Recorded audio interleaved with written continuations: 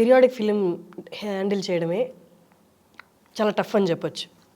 పీరియాడిక్లో freedom fight గురించి చెప్పడం ఇంకా కత్తి మీద సాములాగా అని చెప్పొచ్చు. మీరు హ్యాండిల్ చేసినప్పుడు వచ్చిన టఫ్ సిచ్యువేషన్స్ చెప్పండి సార్. అంటే నాకు ఆ ప్రాబ్లం లేదు, నాకు అది ఇష్టం. నాకు ఏదైనా లైఫ్లో ఇది రాదు ఇది కాదు అనే పదాలు నచ్చవు. చేయాలి, అటెంప్ట్ చేయాలి. ఈవెన్ ఈ విషయం నా ప్రొఫెషన్ విషయానికి వచ్చినా కూడా రెగ్యులర్ ప్రాజెక్ట్స్ నేను చేయలేను. ఈవెన్ నేను టీవీ చేసినా కూడా నా ఫస్ట్ ప్రాజెక్టు సోషియో ఫ్యాంటసీ.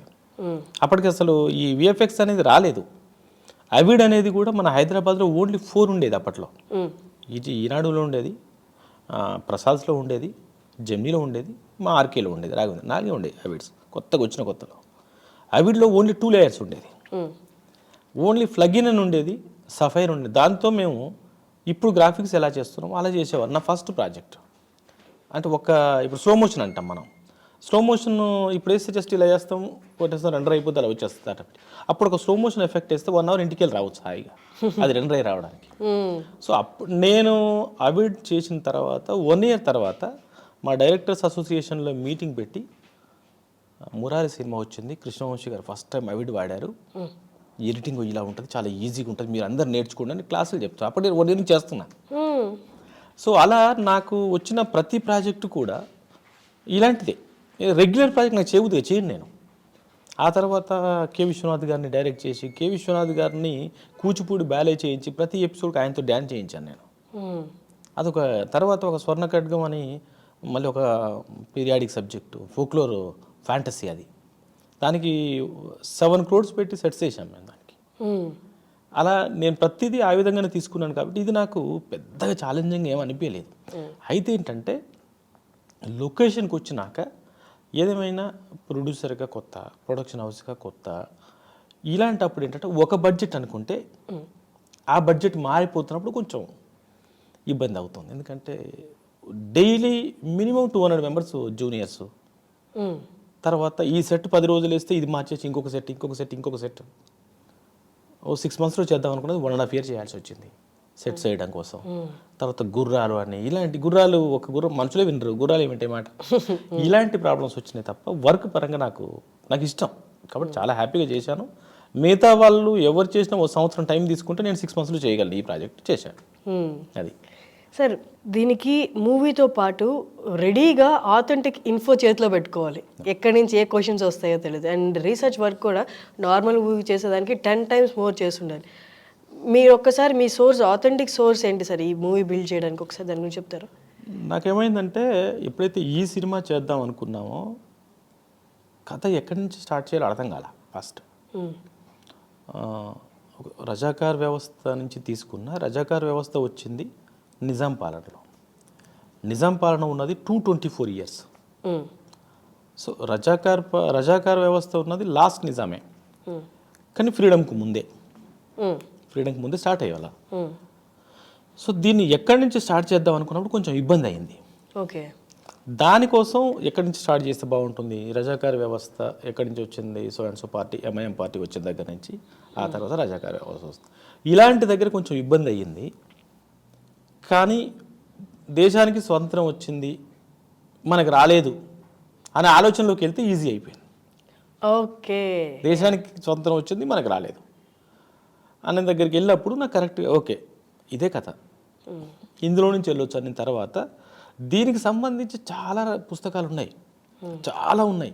అంటే నాకు స్వతహాగా నేను జర్నలిస్ట్ అయి ఉండడం వల్ల నేను ముందు ఇలాంటి చదివి ఉన్నాను నేను. ఇప్పుడు ఏమైనా ఇప్పుడు నేను ఏ పాయింట్ ఆఫ్ వ్యూ ప్రజెంట్ చేయాలనేది తెలుసుకుంటే చాలు.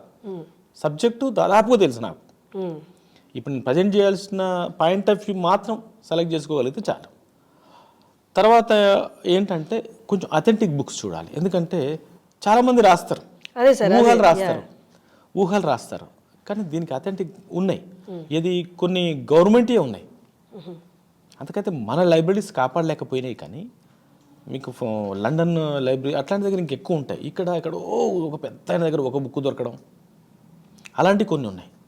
తర్వాత గవర్నమెంట్లో ఈ నిజాం వ్యవస్థ ఉన్నప్పుడే ఇక్కడ ప్రధానమంత్రిగా ఉన్న లాయక్ అలీ బుక్, తర్వాత సర్దార్ పటేల్ దగ్గర ఉన్న మెనన్ గారి బుక్, మహాత్మా గాంధీ మనవడు రాసిన సర్దార్ బయోగ్రఫీ, సర్దార్ పటేల్ బయోగ్రఫీ, ఇలాంటివి చాలా ఉన్నాయి. అందులో చాలా మ్యాటర్ ఉంది. తర్వాత ఈ నిజాం వ్యవస్థ పోయి రజాకార్ వ్యవస్థలో సొంతం ఎలా వచ్చింది అంతా కూడా గవర్నమెంట్ అథెంటిక్ బుక్స్ ఉన్నాయి, ప్రాబ్లం లేదు. ఓకే, అవి పబ్లిక్ అవైలబుల్ ఉన్నాయి సార్? ఉన్నాయి. అందుకని కొంచెం వెతుక్కోవాలి. తర్వాత ప్రజాశక్తి లైబ్రరీలో, విశాలాంధ్ర లైబ్రరీలో వాళ్ళ దగ్గర ఉన్నాయి. తర్వాత ఈ అప్పుడు సాయుధ పోరాటం జరుగుతున్నప్పుడు ప్రజాకవులు వీళ్ళు రాసిన బుక్స్ నా దగ్గర చాలా బుక్స్ ఉన్నాయి. ఎందుకంటే నేను దాదాపు 96 నుంచి 2015 వరకు Prajasakti మెంబర్ని, publication మెంబర్ని. So Prajasakti book హౌస్కి ఒక బుక్ వచ్చిందంటే నాకు పోస్ట్ వచ్చేస్తుంది. ఓకే. సో కాబట్టి నా దగ్గర చాలా మెటీరియల్ ఇంకా నాకు కొన్ని మిస్ అయినవి ఉన్నాయి. మీలాంటి వాళ్ళకి ఎవరికో చదువు అని ఇచ్చి మళ్ళీ తీసుకోలేకపోవడం, బిజీగా ఉండి అట్లా కొన్ని మిస్. ఆ విధంగా చాలా బుక్స్ రిఫర్ చేశాను. నా అసిస్టెంట్స్ని పెట్టుకొని అరే మనం ఈ థ్రెడ్లో ఉన్నాం కదా, ఈ థ్రెడ్లో ఈ బుక్లో ఏం పాయింట్ వస్తుందో చూడు, ఈ బుక్లో ఏం పాయింట్ వస్తుందో చూడు, ఈ బుక్లో ఏం పాయింట్. ఎందుకంటే నేను ఒక్కరి చదవడం కష్టం నాకు రూట్ దొరికింది కాబట్టి మన రూట్కు సింక్ అయ్యేటట్టు ఈ బుక్లో ఏమైనా వచ్చిందో ఈ బుక్లో మీరు మార్క్ చేసి నాకు చెప్పండి. సో వాళ్ళు మార్క్ చేసి పెడితే నేను అది మాత్రమే చదవడం. సో దాని నుంచి ఇంకేదైనా కావాలంటే లీడ్కి వెళ్ళాలంటే అటు వెళ్ళడం అంతే. అప్పుడు నాకు ఈజీ అయింది. లేదా నేను అన్ని బుక్స్ చదవాలంటే నెక్స్ట్ జన్మలో కానీ సినిమా చేయలేను. అది జరుగుతుంది. బట్ టూ మచ్ నాలెడ్జ్ ఉండడం కూడా ఒక దాని మీద గ్రేట్ కన్ఫ్యూజన్ క్రియేట్ చేస్తుంది అంటారు కదా సార్. వాళ్ళు మీకు ఇక్కడ వరకు అని రాసి ఇచ్చినా కూడా అండ్ పుట్టింగ్ ఎవ్రీథింగ్ టుగెదర్ ఒక కైండ్ ఆఫ్ కన్ఫ్యూజన్ క్రియేట్ అవుతుంది. చాలా డేంజర్. ఏ మనిషికైనా డేంజర్ ఏంటంటే ఎక్కువ నాలెడ్జ్ ఉండడం. ఏ మనిషికైనా ఎక్కువ నాలెడ్జ్ అసలు ఉండొద్దు. నాకు నాలెడ్జ్ లేదు. ఓకే, నాకు ఏం కావాలో అది తెలుసుకోవడం ఉంది. దీని మీద విషయ పరిజ్ఞానం ఉంది. విషయ పరిజ్ఞానం వేరు, టోటల్ నాలెడ్జ్ వేరు. నాకు ఇక్కడ ఏం కావాలి, ఈ నిజాం పరిపాలనలో రజాకారులు ఏం చేశారు, చేసింది ఎప్పుడు ఎక్కువ చేశారు. ఇంతకుముందు చెప్పా, స్వాతంత్రం వచ్చిన తర్వాత ఇక్కడ విముక్తి జరిగేంతవరకు బిట్వీన్ ఇక్కడ ఏం జరిగింది, దీనికి ఏమైనా వెనక ముందు లీడ్స్ ఉన్నాయా, ఇది అనుకున్నప్పుడు నాకు ఈ నాలెడ్జ్ అంతా ఉన్న వేస్ట్. ఎంత చాలా నాలెడ్జ్ ఉంటుంది. నిజాం 224 years నిజాం వ్యవస్థ ఉంటే ఫస్ట్ కమరుద్దీన్ ఖాన్ నుంచి నేను తీసుకోవాలనుకుంటే నాకు చాలా ఉంది. నేను 10 సిరీస్లు చేస్తాను వరుసగా, అది వేరు. ఎక్కడైతే నేను ఆగిపోయి ఉన్నానో నేను దీనికి సంబంధించి తెలుసుకోవచ్చు. అయితే ఇక్కడికి వచ్చినాక ఇప్పుడు మనకు వస్తున్న కొన్ని క్వశ్చన్స్ ఉంటాయి. మీరు కామెంట్ చూస్తే కమ్యూనిస్టులు ఒక రకంగా మాట్లాడతారు, కాంగ్రెస్ ఒక రకంగా మాట్లాడుతుంది, ఆర్య సమాజ్ ఒక రకంగా మాట్లాడుతుంది, హిందుత్వవాదులు ఒక రకంగా మాట్లాడతారు, లౌకికవాదులు ఒక రకంగా మాట్లాడతారు. ఇలాంటివి ఉంటాయి. ఎవరేం మాట్లాడినా ఈ అథెంటిక్ బుక్స్లో నిజమేంటి, జరిగిందేంటి, అసలు జరిగిందేంటి. ఇక్కడ విషయం ఏంటంటమ్మా, ఎవరైనా ఇది ఉంది అని చెప్పారు తప్ప ఇన్ని రకాలుగా లేదని చెప్పలే. మీరు ఎవరు మాట్లాడినా, సో అండ్ సో పార్టీ మాట్లాడినా, సో అండ్ సో పార్టీ మాట్లాడినా, సో అండ్ సో వ్యక్తులు మాట్లాడినా, సో అండ్ సో మతం మాట్లాడినా ఇది ఉంది అని చెప్పారు. దీనికి పేరు మార్చారు, లేకపోతే ఇప్పుడు ఎందుకు లేండి ఆ విషయాలని చెప్పారు, అయిపోయింది ఇప్పుడు ఎందుకు లేండి అని చెప్పారు తప్ప వీళ్ళెవ్వరూ కూడా ఇది లేదు అని చెప్పలే. సో నేను కరెక్టే, మనం టేకప్ చేసింది కరెక్టే. నేను ముందే చెప్తున్నాను భయ్, నువ్వు దాని పేరు మార్చావు, నువ్వు ఆలోచన మార్చావు. విముక్తి కోసం జరిగిన పోరాటం ఈ గడ్డ మీద ఉంది, అదే చూపిస్తున్నాను నేను. సో కాబట్టి ఏంటంటే ఎంత పరిజ్ఞానం ఉన్నా మనకేం కావాలో అది తీసుకోగల కెపాసిటీ ఉంటే, సినిమా కూడా అంతే కదమ్మా. ఒక కథ చేస్తుంటాం, ఒక కథ చేస్తుంటే 4 రైటర్లను కూర్చుంటాం, డైరెక్టర్ కావాల్సింది మెయిన్ అదే. ఒక 10 మంది టీంని పెట్టుకుంటాం అనుకుంటే 10 మంది మైండ్ 10 రకాలుగా వెళ్తూ ఉంటుంది. మనకేం కావాలో రాబట్టుకోవడమే డైరెక్టర్. మీ ఆలోచన ఉంటుంది. మీ ఆలోచనలో ఇప్పుడు ఉదాహరణకి మా కాంపౌండ్ బాహుబలి చేసింది, బాహుబలి రిలీజ్ అయింది, 15-16 దేశాల్లో బాగా నడుస్తుంది. మీకు ఎవరికి తెలియని విషయం ఏంటంటే, బయటకు వచ్చింది లేదో, ఒక కంట్రీలో పేరు మర్చిపోయాను, సుబ్బరాజ్ ఫ్యాన్స్ ఎక్కువయ్యారు. సుబ్బరాజ్ ట్రాక్ నచ్చింది. అక్కడికి మా వాళ్ళు ఒక 15 days సుబ్బరాజ్ని అక్కడికి పంపించి అక్కడ ప్రమోషన్కి వాడుకోవాల్సి వచ్చింది. అక్కడ డిస్ట్రిబ్యూటర్స్ మాకు సుబ్బరాజ్ గారు కావాలని అడిగారు, ప్రభాస్ అన్నని వీళ్ళెవరిని అడగల. సో వాళ్ళకి అది నచ్చింది. అట్లా మన కథ చేసేటప్పుడు కూడా మన టీంలోనే 10 మంది 10 రకాలుగా వెళ్తారు.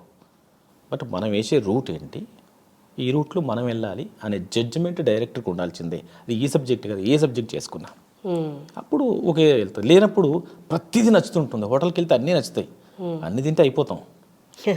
మనకి ఏం తినాలో అది తినాలి, ఇది అంతే.